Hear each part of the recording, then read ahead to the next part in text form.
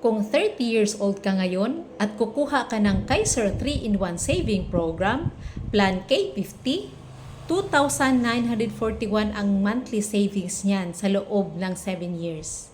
At age 50, nag-mature na ang iyong Kaiser 3-in-1 Saving Program at meron ka ng 1.5 million pesos.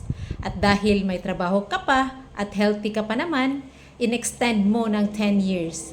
At age 60, meron ka ng 2.4 million pesos na pang retirement money at healthcare fund. Sa halagang 2,941 pesos monthly, meron ka ng milyon at age 50. Itong Kaiser 3-in-1 Saving ay long-term healthcare program or HMO ng Kaiser International Health Group. 7 taon mo lang ito pag-iipunan. Pag nagkasakit, may magagamit ka, at pag hindi naman, ito ay ma-convert to saving and investment.